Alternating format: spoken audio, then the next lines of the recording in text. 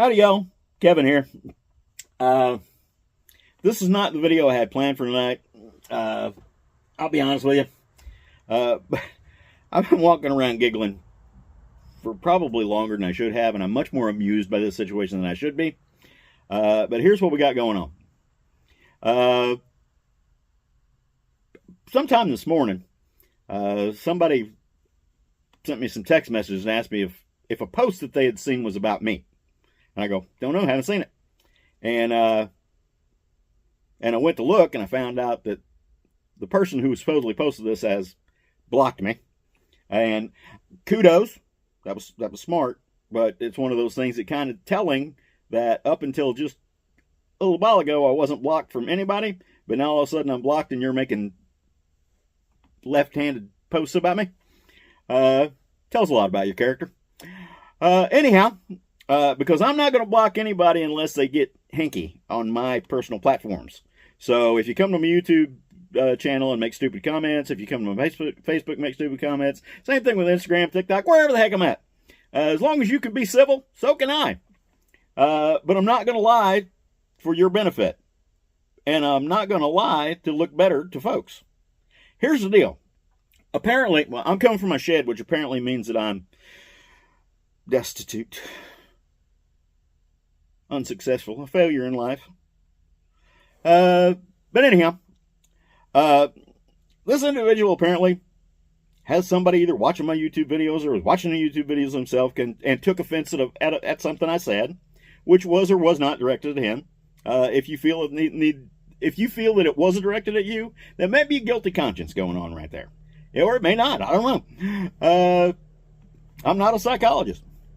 Anyhow, now this has been going on for quite some time. Left-handed comments, little jabs and things like that.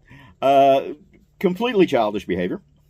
And there's a reason I don't name names on this channel. And it's because at one time or another, I worked with a lot of folks, and I had respect for them, and I respected them when we were working together to a degree. And these folks had also said the same thing about me. Max, I want your opinion on this because I respect your opinion. No, I didn't believe it when you said it, and now people are proving that it wasn't true when they said it. All right? But anyhow, this public BS was actually the last thing that I thought was going to come from this individual. But now that it's out there, I feel free to talk. So if we want to talk about things, we'll talk about things. But here's the deal. Here's my little bio. This person is alluding to the fact that I said something about finances on one of my videos, and he's coming back and saying that I've been he's been tried twice, and apparently it's not cutting it for him. Well, it does cut it for me because I manage my money the way I should be managing my money. I pay my bills, and I have enough left over to do things that I want to do most of the time. I'm not a multimillionaire. I'm not in a position where I can give up thousands of dollars a month in affiliate sales just because I got my panties in a bunch. I'm not in the position where I'm making several $1,000s a month from YouTube. I'm not in a position where I'm making tens of dollars on my Etsy page. I'm not in a position where I can get stuff to manufacture stuff for you and swear that I'm manufacturing it. I'm not doing any of those kind of things. Now all of this has been addressed online, so here we go. I'll actually put a screenshot in of what was said about me. Oh, and by the way, do you want some coffee?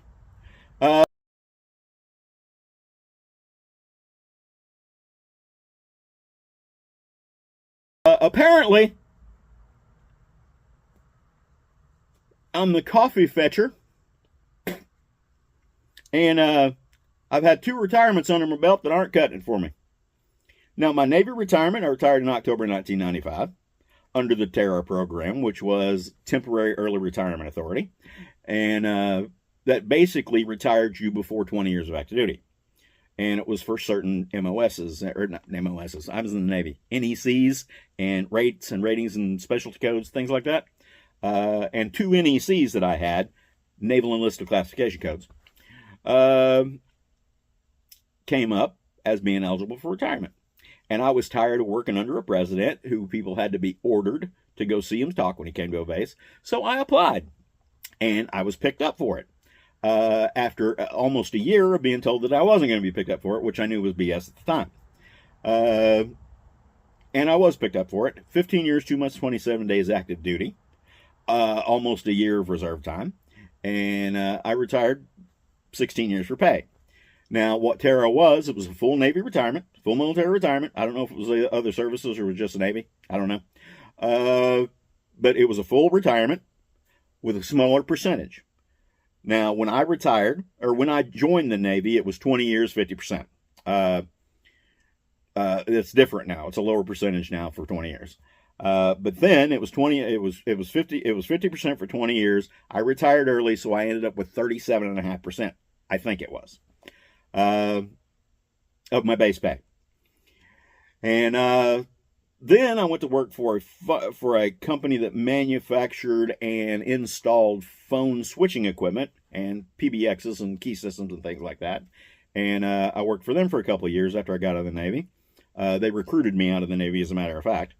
They were at a job fair in Yokosuka, Japan, and asked me if I would consider coming working for them. And I ended up doing that. Then I went to a phone company after I got tired of being on the road and passing. I had like a 5-state region, and there were several of us technicians in the region, and I would be going to Michigan and pass the Michigan guy coming to Indiana. I'm from Indiana. Or I'd be going the other way and passing the tech from that state coming to my state, and instead of finding us work close to home, they would send us farther from home, which I got tired of doing. I had a new baby on the way. Well, the wife had a new baby on the way, but you know how that works. And I wanted to be home. So I ended up quitting there and going to work for the phone company. And I ended up working for 3 different phone companies in the same location. It was a buyout situation. And I ended up retiring with 21 years from the phone company. And once again, not a huge pension. It was actually a lump sum payout that I put into investments that pays me out of those investments. Also, not a huge amount of money. All right. But then again, I don't work for the Pathfinder School because I have to, because I can manage my money and I can live fine on what I get on my retirement. I can't be a millionaire. I can't do any of those kind of things. But all that being said, I've told Dave many times that he pays me too much and that he doesn't need to pay me for classes. I will just be there to help out. I've told him that many times. All right.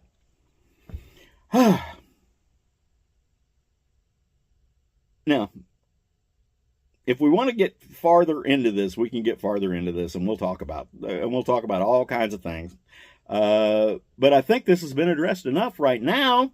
So whoever is seeing this and feeding folks video and feeding folks comments and feeding folks information, remember, that's a two-way street, boys. See y'all later.